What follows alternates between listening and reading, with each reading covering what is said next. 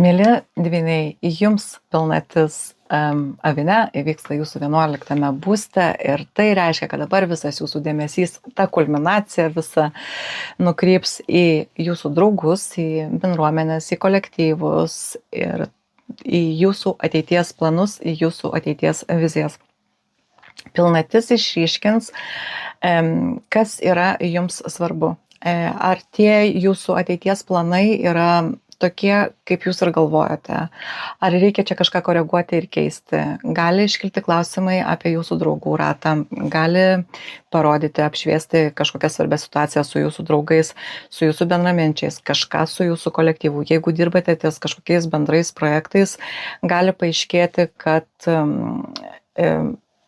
čia Avino pilnatis ir jūs norėsite būti išgirsti tam kolektyve, pastebėti, įvertinti už savo idėjas, už savo mintis, už savo indėlį.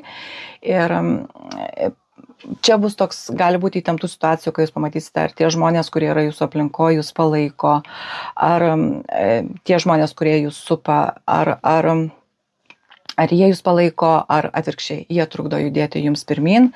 Ir iš tikrųjų tai emocinė kulminacija pilnatis visuomet ir kai iš tiesų suprasit, ar jūs priklausot kažkokiai grupiai, idėjai, ar jūsų santykiai su žmonėmis remiasi abipusę pagarbą, ar tiesiog tai yra bandymas imituoti kažkokią veiklą, būnant kažkokioje grupėje.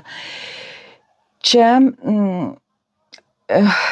gali būti tokios situacijos kažkokios, kur jums bus kaip išbandymas, ar jūs nebandote prisitaikyti per daug prie kitų. Dvyniai yra kintanti energija ir jie sugeba užsidėti, dėvėti tą tokią kaukę, kokios reikia tuo momentu. Tai yra nuostabi savybė daugelį situacijų. Tai yra, bet ar jūs sugebate išlikti savimi esant reikalui socialinėme kontekste? Ir gali būti, kad atsiras kažkokia įtampa su jūsų kažkokia komanda, su grupė žmonių, kurioje jūs esate. Ir galit suprasti, kad kai kurie ryšiai tiesiog įsisėmė, o kai kartas tik sustiprės ir pilnatis parodys, kaip viskas vyra. Prisiminkite kovo pabaigą, kai buvo karminiai užtemimai ir vyko jaunatis Avine su Saulės užtemimu kartu kovo, dabar jau bijau supainioti 27 ar 29, nes vis pasakojau skirtingas datas ir nenoriu primeluoti, bet yra pasakojimuose pas mane kanale aukščiau apie Saulės užtemimą Avine. Pavasarį, kovą, ten buvo labai intensyvus laikas ir kažkas prasidėjo naujo. Galbūt jūs pradėjote kažkokią naują veiklą užsiiminėte, bet ta veikla nepasitvirtino. Galbūt jūs planavote sukurti internetinį projektą, nes 11 būstas vis dėlto yra internetas taip pat. Tai gali būti su kažkokia, su tuo irgi susiję tos temos. Dabar gali pasikeisti jūsų idealai ir jūsų svajonės. Ir galite pakeisti iš esmės žmonės, su kuriais jūs kažką planuojate ateityje, nes galbūt suprasite, kad jūs ėjote kažkokiu keliu visai ne todėl, kad jūs nenorėjote, o tiesiog, kad jums buvo labai patogu.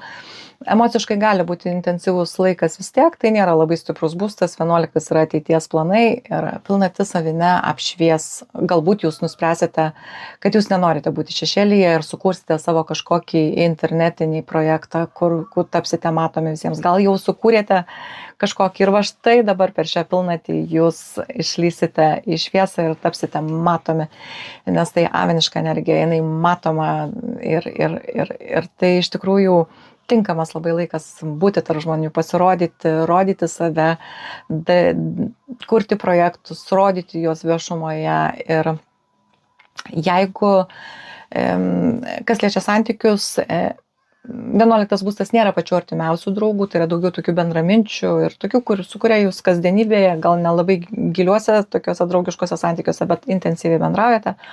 O kas liečia artimesnius santykius, tai gali iškilti tokie klausimai aviniški apie bendrus tikslus su jūsų artimesniais žmonėm ir ar einat tą pačią kryptimį su tuo žmogum, su kuriuo jūs esate santykiuose, ar jis jūs palaiko kažkokio jūsų veikloje, ar vis dėlto turit bendras vizijas ateičiai, gal iš tikrųjų pajusit poreikį apie tai pasikalbėti ir gali būti, kad gausite kažkokias pajamas iš internetinės veiklos, iš prekybos, tai yra ir kriptovaliuta taip pat.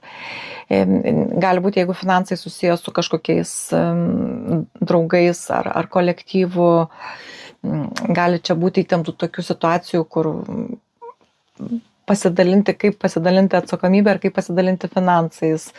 Būkite atidus iš tikrųjų, kad būkite aviniški šitoje situacijoje ir junkite tam reikalingą egoizmą.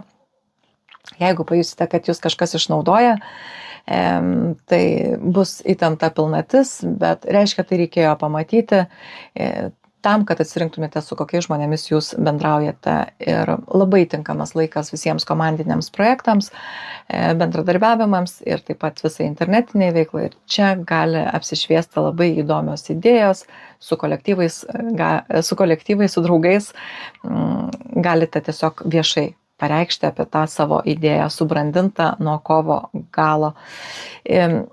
Iš esmės, tai laikas jums kurti labai aiškę, labai konkrečią, tokią veržlę, avinišką ateities viziją, bet labiau individualiam lygmenį. Juk tai avinas, jisaigi matomas, jisai pagrindinis, jisai eina priekyje ir dabar gali būti, kad jums parodys, kad jums reikia daugiau tų savybių ir judėt į priekį į savo ateitį, rodant daugiau aviniško entuziazmo ir konkurencingumo, sakykime. Galbūt jūs dabar konkuruosite su kažkuo viešoje erdvėje, kažkokiuose projektuose.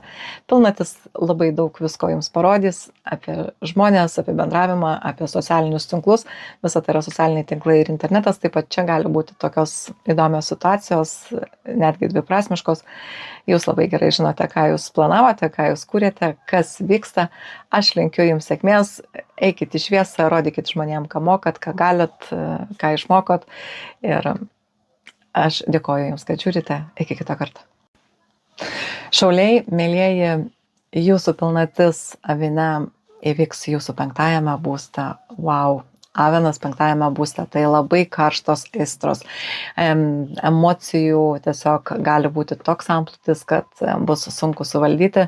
5. būstas yra susijęs su meile, su viskuo, kas iš tikrųjų suteikia mums tą tokį stiprų emocijų amplūdį, kur drugeliai viduje skraido ir kur kaip maži vaikai džiaugiamės kažkuo. Tai ir kūryba mūsų, ir mūsų iš tikrųjų vaikai netgi nuosavi, ir išvesta asmeninė kūryba, saviraiška, kaip mes save išreiškiame kurdami. Ir šis laikas taip leidžia pamatyti kažkokius kulminacinius momentus ir atneš rezultatus. Mėnulis atspindi saulės šviesą, jis užaugo nuo kovo pabaigos ir čia dabar jūs gausite kažkokius rezultatus. Tai gali būti susijęs su jūsų kažkokiu meilės romanu ir čia gali keistis, arba jisai gali pereiti jau į kitą lygį, ar jis gali dabar sužydėti naujomis spalvomis ir jūs juo labai jausite labai stiprias emocijas. Avinas vis dėlto valdomas Marso, jis labai aistringas yra iš tikrųjų. Ir čia tos emocijos labai stiprios per pilnatį, norėsite išreikšti save per meilę, galbūt prisipažinsite meilėje, galbūt jums prisipažins meilėje kažkas. O jeigu tai nebus nieko bendro su kažkokiais tokiais, jeigu pas jūs ateis dabar naujas žmogus į jūsų gyvenimą, tai greičiausiai tai bus toks trumpas, labai ugningas romanas, bet labai trumpas, nes avinas yra trumpalaikė energija, paskui atsibosta ir jisai užsiima kitais reikalais. Bet vienareikšmiškai tai atneš jums labai daug džiaugsmo, kartais tas labai daug džiaugsmo paskui pavirsta į labai daug skausmo, bet labai dažnai būna taip, kad aš ne kartą esu pasakojusi, kad jeigu ateina tokie aistringi jausmai, tai iš tikrųjų yra mūza mūsų, kad mūsų įkvėptų ir pastumėtų kurti, išreikšti save, pažadinti savyje tą mažą vaiką savo ir išreikšti save per meilę, per kūrybą, per tiesiog pasirodyti, atrasti savyje, ką jūs galite daugiau ir emociškai būsite drąsūs. Avinas labai drąsus ir galite, aišku, gali būti įtemptos situacijos meilės santykiuose, netikėti iššūkiai, netikėti konfliktai. Tai neilgalaikiai santykiai iš tikrųjų, kur kur tiesiog jau mažai tikėtina, kad tos labai aštrios emocijos išlys. O jeigu esat santykiuose ilgalaikiuose ir vis dėlto ten verda dar kažkokios aistros, tai greičiausiai galit nutarti, kad reikia kažkaip pakelti, įnešti daugiau emocijų į savo santykius, sakykime. Širdis šiuo metu norės kalbėti garsiai, bet reikia, kad širdis neperėktų proto. Gali būti labai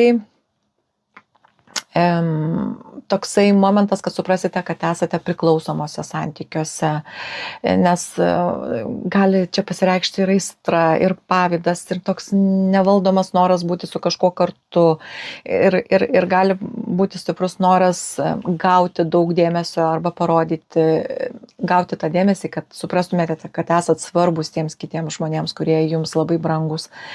Gali būti, jeigu negausit to dėmesio, visą tai pavirs į labai didelį konfliktą. Kontroliuokite tai iš tikrųjų, nes reiktų vis dėlto, nežinau, aš nedalinsiu čia labai išmintingų patarimų. 5 būste meilė yra meilė, obsesija yra obsesija. Ir bandymas visą tai jausti, jis visą laiką turi priežastį.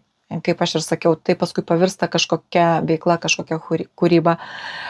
Galbūt pradėjote kažką kurti, nežinau, rankomis, molį lipdyti ir dabar pirmieji rezultatai, surenksite savo parodą, parodysite visiems savo veiklą, savo kūrybą ir sulauksite kažkokių pirmųjų vertinimų iš visuomenės.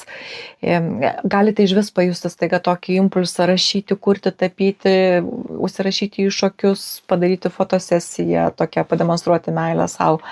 Ir visai kaip reikšti savo jausmus. Pilnatis jausminga, vienaip kitaip, nepraraskite pusiausvyros. Jeigu 5 būstas taip pat yra ir su vaikais, gali apsišviesti kažkokios svarbios situacijos su jūsų vaikais, ar mažais, ar suaugusiais, nesvarbu. Jeigu turite vaikų, gali apsišviesti. Jeigu neturite vaikų, gali apsišviesti kažkokia situacija, kad jūs turėsite tų vaikų irgi. Su vaikais kažkokia bendra veikla gali prasidėti ir galbūt tos stiprios tokios emocijos, džiaugsmingos, kupinos meilės su vaikais, vaikiškai, džiaugsmingai kažkur praleisite laiką arba suprasite, kad reikia to daryti dažniau.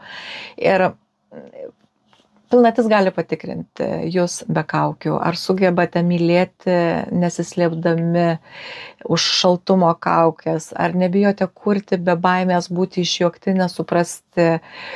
Ir pilnatis savyje parodys jums, kad iš tikrųjų tikra meilė gimsta iš pasitikėjimo savimi, ir tikra meilė savo ir pasitikėjimas savimi, visą tai yra susiję. Reikia pasitikėti gyvenimu, reikia leisti savo džiaugtis, reikia leisti savo kurti. Net jeigu jums atrodo, kad kažką, ką jūs darote, yra totali nesąmonė, kitiems žmonėms taip gali visiškai netrodyti. Arba, tarkim, jūs kažką žinote, šauliai, jūs visą laiką ieškote prasmės ir jūs paprastai prirenkate labai daug informacijos, ieškodami atsakymų į tos gilios prasmės gyvenime paieškas.